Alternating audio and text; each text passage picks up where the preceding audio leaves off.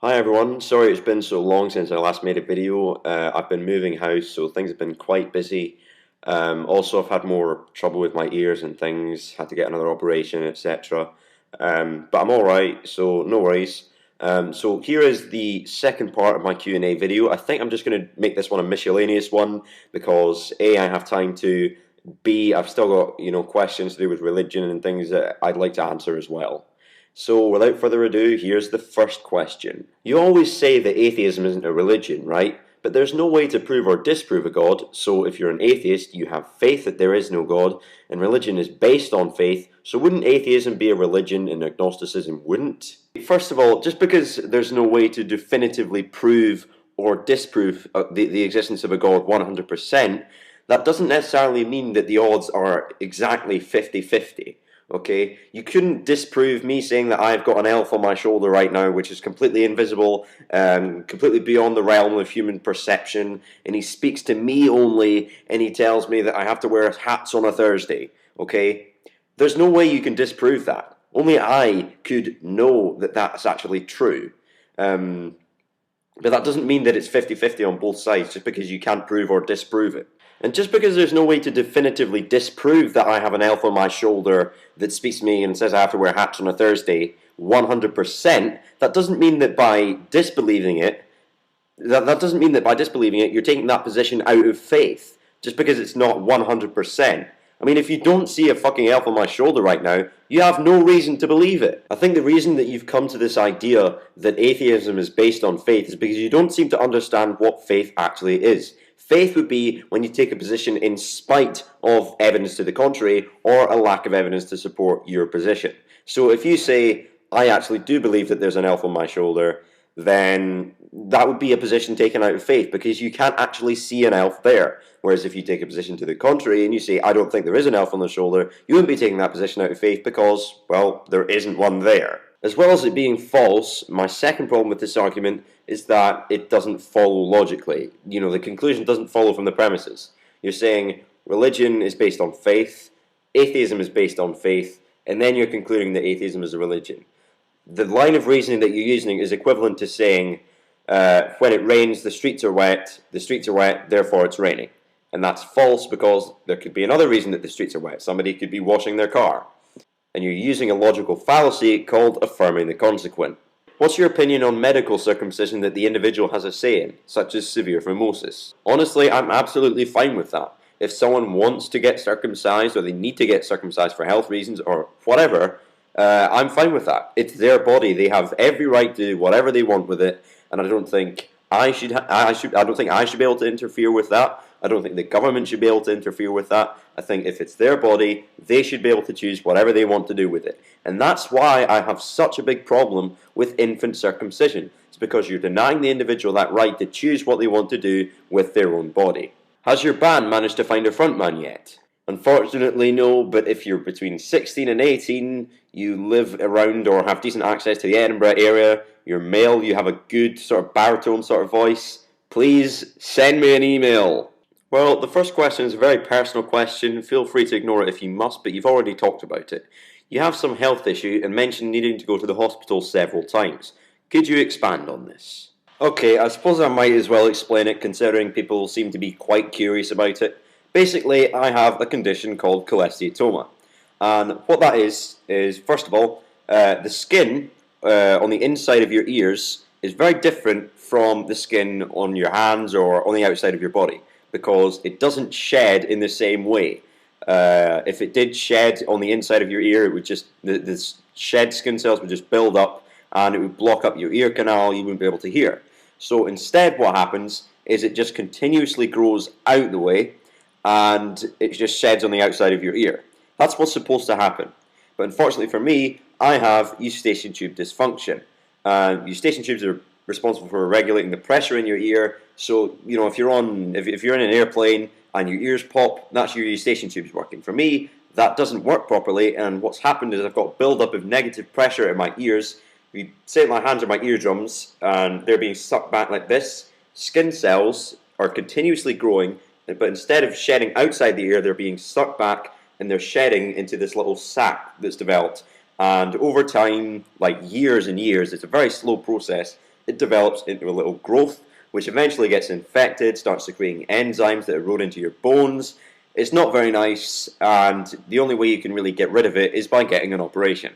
The worst case scenario is that you leave it totally untreated. The cholesteatoma erodes in the bone between your ear and your brain, which is the mastoid, and eventually you get bacterial meningitis and die. Although fortunately the symptoms show up much earlier, it's very slow to develop, so you have time to treat it. I've had an operation in this ear to get it removed, going to get an operation in this ear once this one is totally cleared up. So basically everything's going to be fine, I'm alright.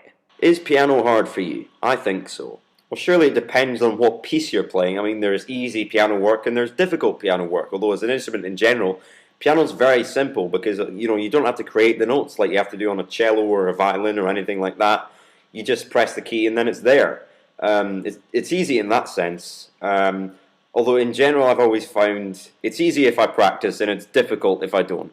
What is the piano piece you enjoy playing the most? I suppose my favourite pieces to play would be either Chopin's Revolutionary Study or failing that, Liszt's Transcendental Study No. 1. Both of these pieces, there's a certain physicality to playing them that I really enjoy. Great fun and they sound very good. Yeah. Apart from those, I would say my own compositions I enjoy playing the most. I know that seems very self-indulgent, but I mean, they are written specifically for me to enjoy playing them. The music is, for me, music that I write is an outlet for my emotions, and when I'm expressing my emotions, I'm in my most comfortable state possible. It's great, and if that's selfish, then so fucking what? It's what I enjoy doing. 3 questions. 1. What's your favourite Genesis album?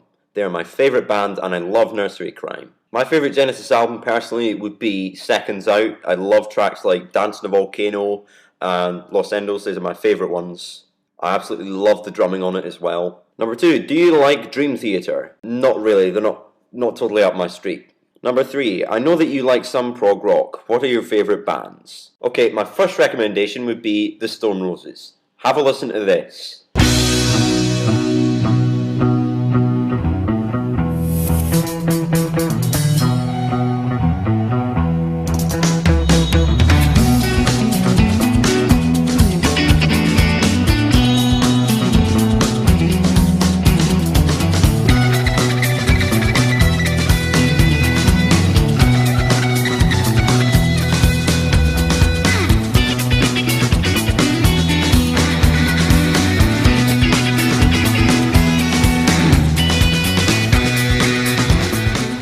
As well as those guys, I would also strongly recommend Primal Scream.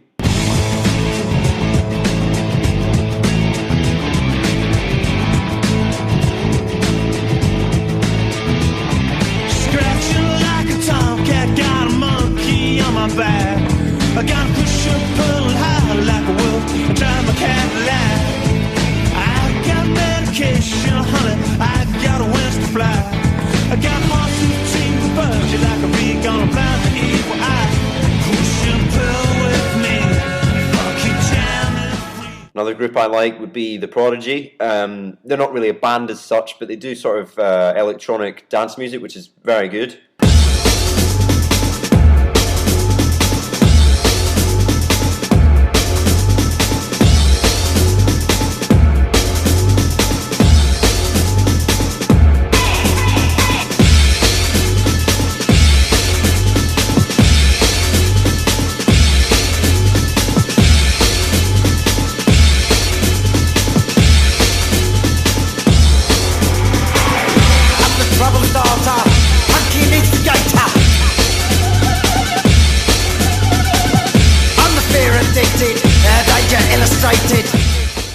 I would also like to recommend a band called The Smiths.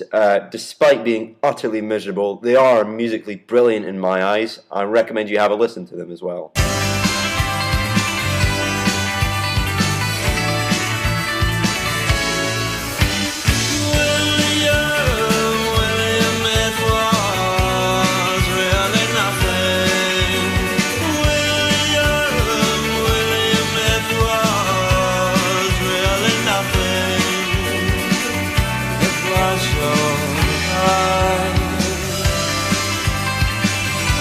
How can you stay with the fact that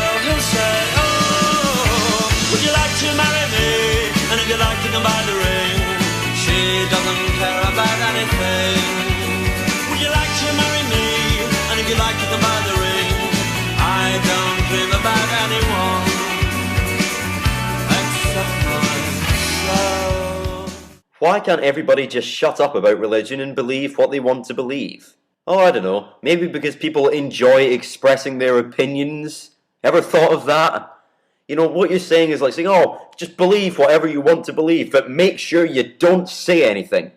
Don't say anything. But believe whatever you want to believe. That is insanely stupid. Also, do you get annoyed when some people, like Undertaker Freak 1127, always bring religion up when they add nothing new? Well, not particularly, because first of all, it's his views. He's perfectly entitled to express them however he wants. It's his channel. He can do whatever he likes. Funnily enough, he can believe whatever he wants to fucking believe, you idiot. Do you think that me or Undertaker Freak 1127 are both somehow not aware that religion has existed for thousands and thousands of years, and that any point we might bring up in our videos has probably already been said at some point in human history, you patronizing fucking cretin? Have you ever considered doing a video with PM Rants? Well, now that you mention it, I actually do want to make a video with PM Rants. I probably will message him after I've made this video. Definitely be a good idea for a project in the future. Cheers for the suggestion.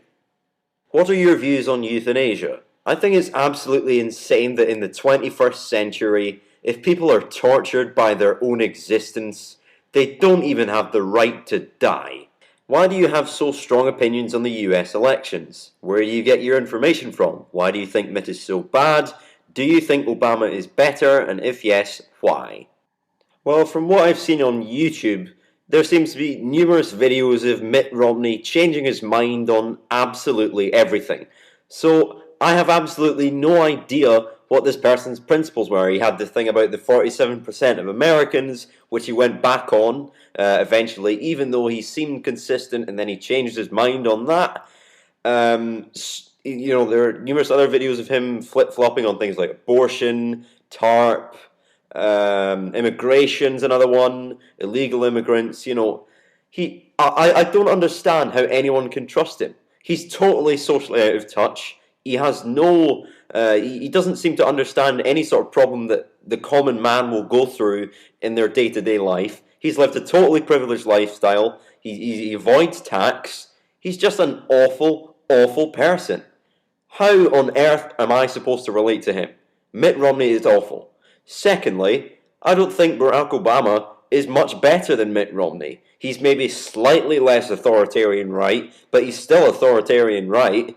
When Barack Obama was confronted about whether or not he would prosecute members of the Bush administration for massive human rights violations, like much further than waterboarding, you know, forcing people to defecate in a small room with no toilet and just hideous stuff, you know what he said? That was in the past, and I'm all about looking forward. Oh!